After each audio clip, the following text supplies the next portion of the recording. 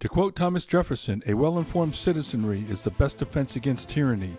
Welcome to the Constitution Solution, one podcast under God, where we discuss the basics of our constitutional republic and how our freedoms are being seized by public officials, both elected and unelected.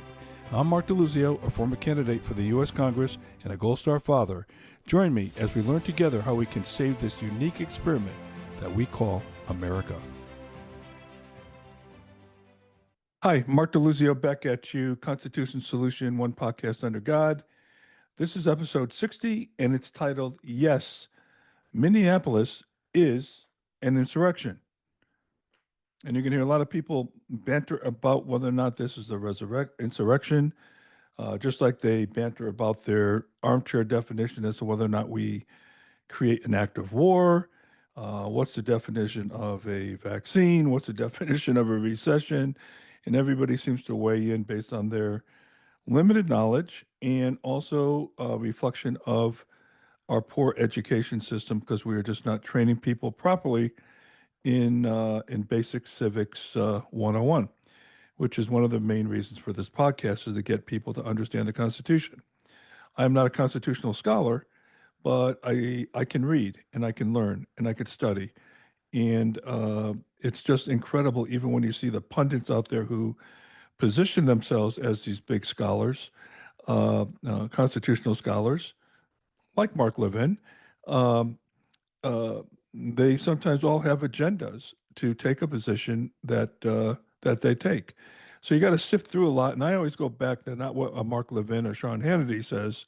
I go back to, what did our founding fathers say about these things? Okay.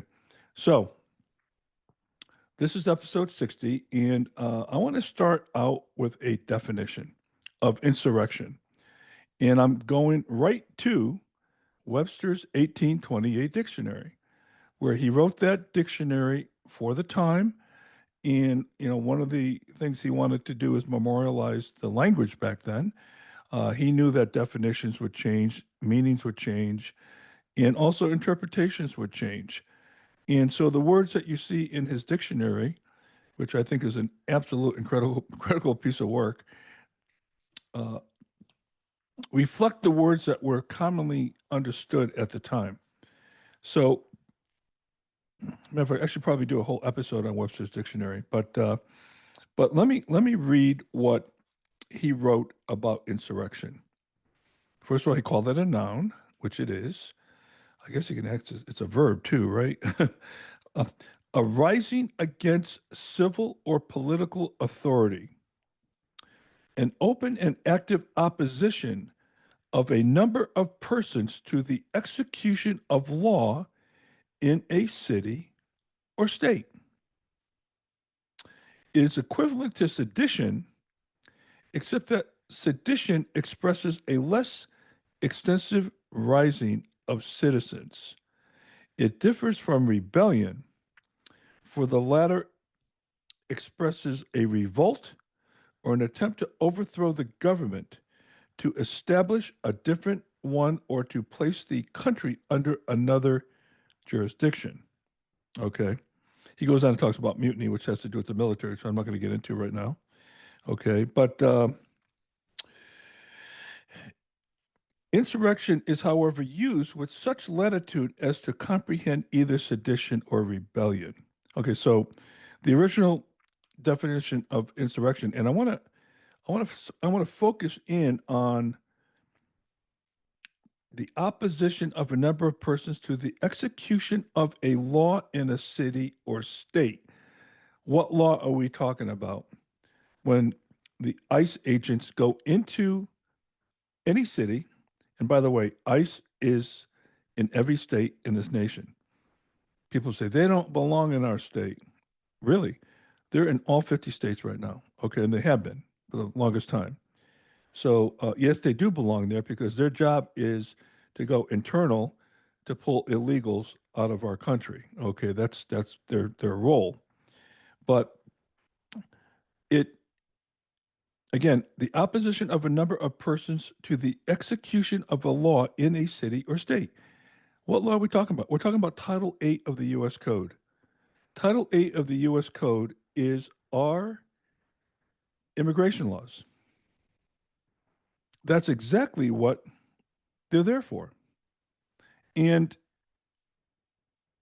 we're going to get a little bit into the Insurrection Act and the president's power to deploy the military under that act. Okay, so I want to keep this in mind that the governor, the mayors, the police chiefs, remember, no other police are associated with these illegal protests. And why are they illegal?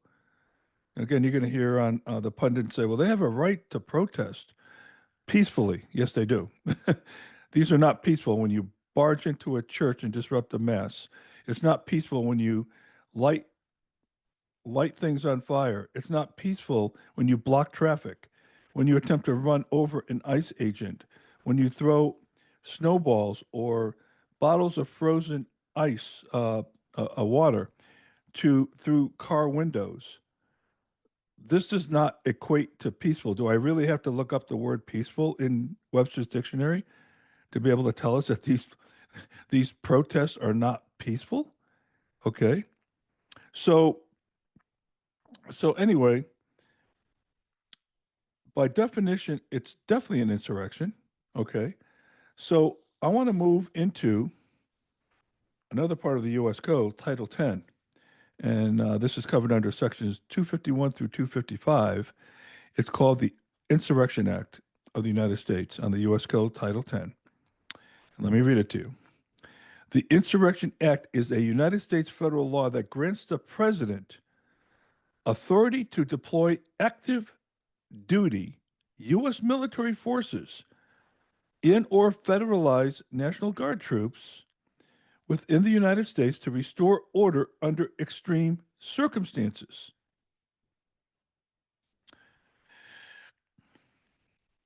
What are those extreme circumstances?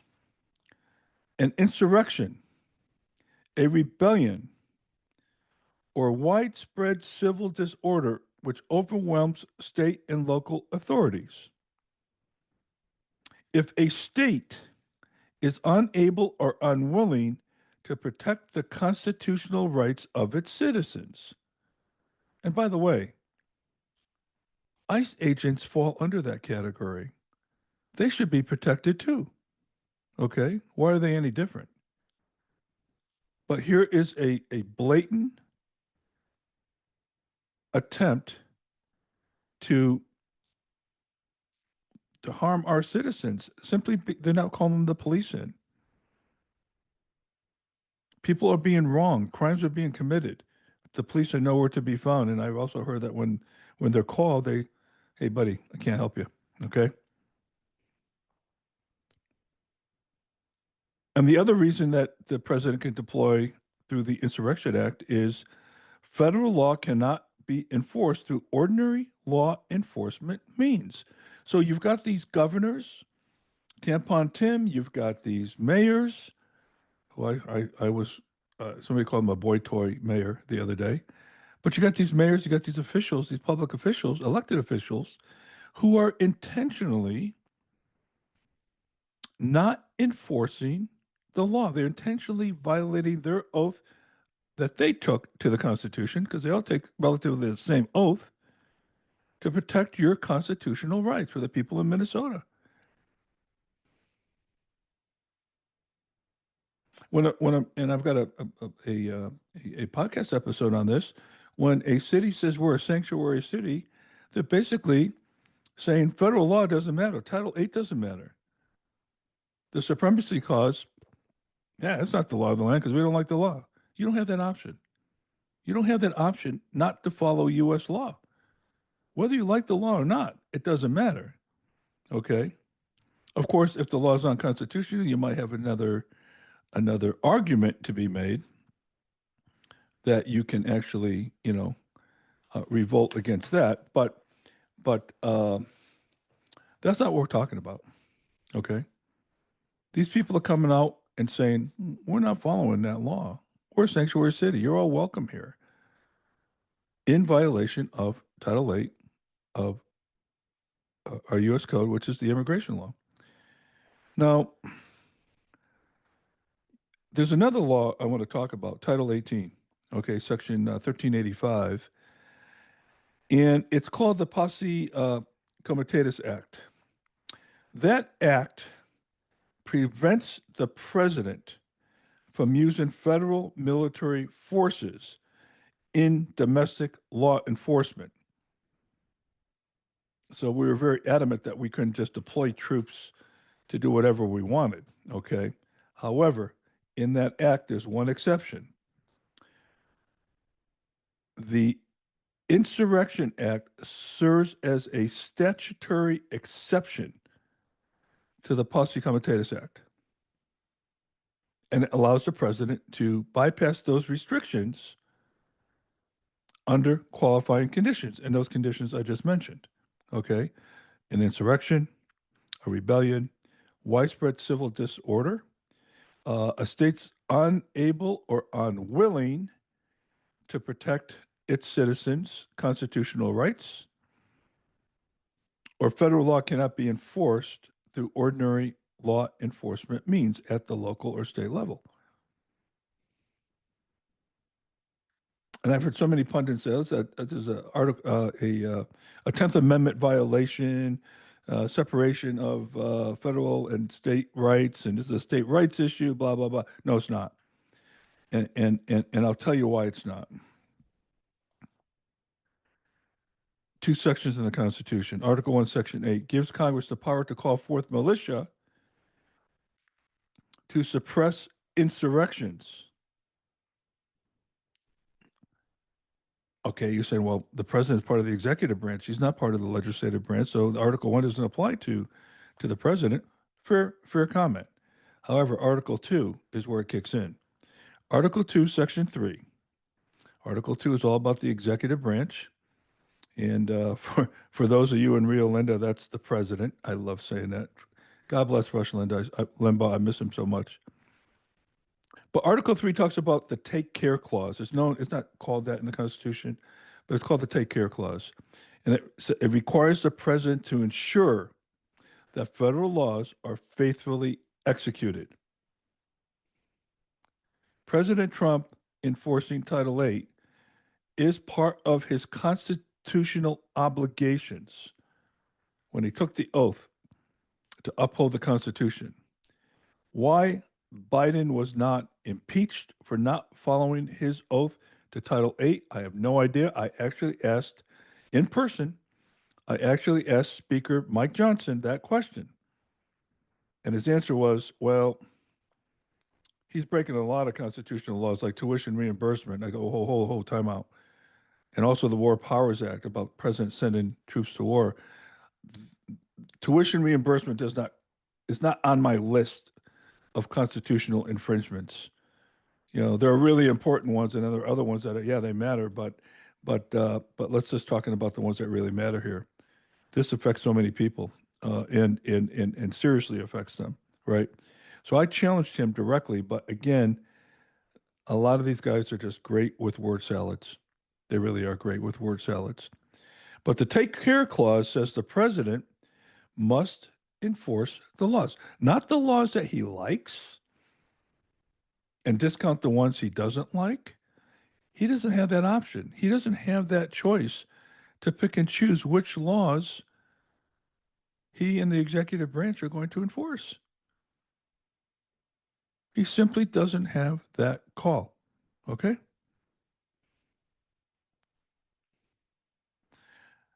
The Insurrection Act has been used a lot by a lot of presidents over the years. Okay.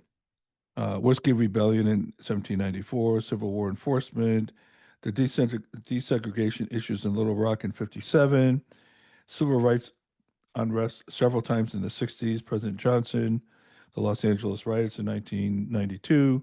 It's been used a lot, been used by JFK. Okay, the Insurrection Act has been used in the past. People are making out that this is, if President Trump does use the Insurrection Act,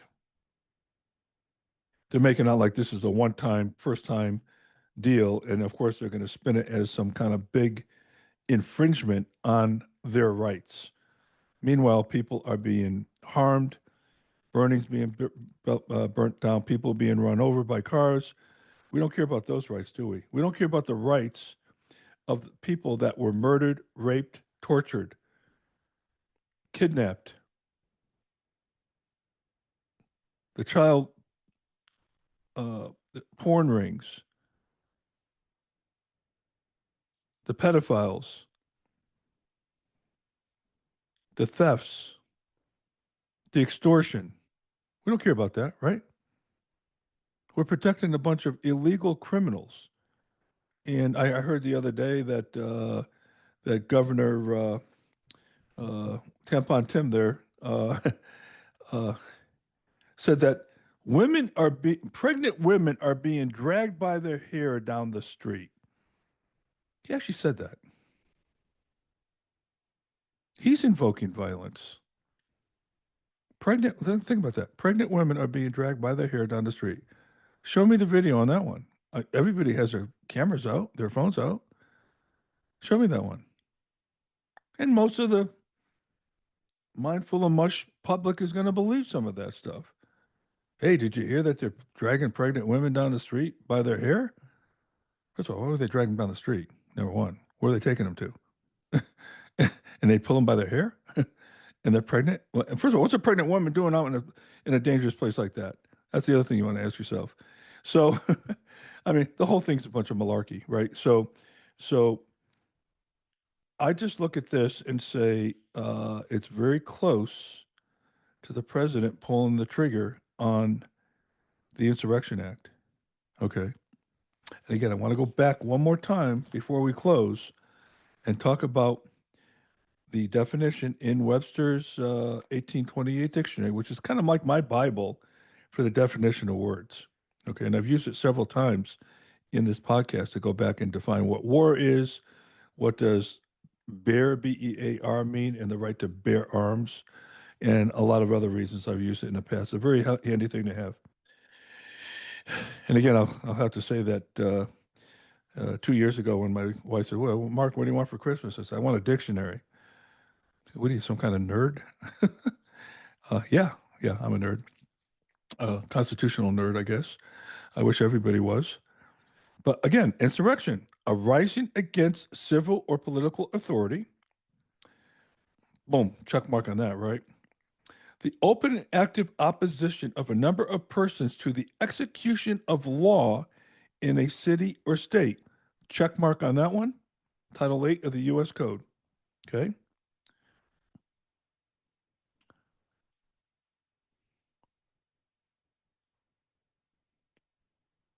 I don't know what else to say. I mean, it's definitely an insurrection, and if it's not calmed down and eventually hopefully go away, you got to remember a lot of these people that are there are paid protesters. They haven't the foggiest about what they're protesting about. They don't really care, but they're paid protesters. Okay, and it's going to be interesting to see how this all plays out. I hope we don't have to put troops out there. I really do hope that doesn't happen. It's just not a good look for our country. But let me tell you something. Tim Walz and the mayor out there, whatever his name is, they're not good looks for this country either. And it's mind-boggling to me what's going on. And to me, it's no coincidence that the whole Somali uh, um, fraud scheme with these daycare centers and everything else is now kind of taking a back seat to this insurrection.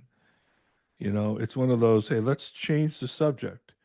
Let's divert, which the liberals are phenomenal at doing. Let's divert the attention. So I think President Trump knows that, which is why he has every right already to call in the the U.S. Military to quell this whole issue here, right? He has every right already to do it, but he's not. And I think he's playing it smart because if he does, it will garner all of the national attention and totally take the focus off of the corruption, the billions of dollars of taxpayer money that's been going to all these state officials, these Somali daycare centers, and what have you. Okay. And of course, anybody who opposes that will be called a racist, will be called a anti this or a phobe this or a phobe that. Oh yeah, don't forget fascist, and you might as well throw Hitler in there too while you're at it, and get a good rounded set of set of adjectives to call people, right? So, so I guess you know I hope this can be resolved without troops, and then get right back into this corruption thing and figure out what's going on because a lot of the corruption has to do with illegal immigrants. You mark my word on that. And that's why this is all tied together. Okay. All right. I hope that helps you. It helps explain the Insurrection Act and the fact that what's going on there now is an insurrection. It's not a peaceful protest. It's not executing your First Amendment rights to protest peacefully. Okay. Even though protest is never used as a word in the First Amendment. Uh, but protest, you know. So, episode 60, yes, Minneapolis is an insurrection. And I hope this has been helpful for you and gives you a little bit of ammunition to combat your your liberal aunt when she comes over and just virtual signals how awful the president is and how awful uh, you as a Republican or a conservative, I should say, is. A little bit of ammo for you. Okay. God bless you guys. See you next time. Thanks for listening to the Constitution Solution, one podcast under God. The Constitution is the solution to most of our country's problems. Other episodes can be found on our website at 1787solution.com, YouTube, Rumble, Apple Podcasts, Spotify, and most other podcast platforms. I'm your host, Mark DeLuzio. Until next time, may God bless you, may God bless America, and may America bless God.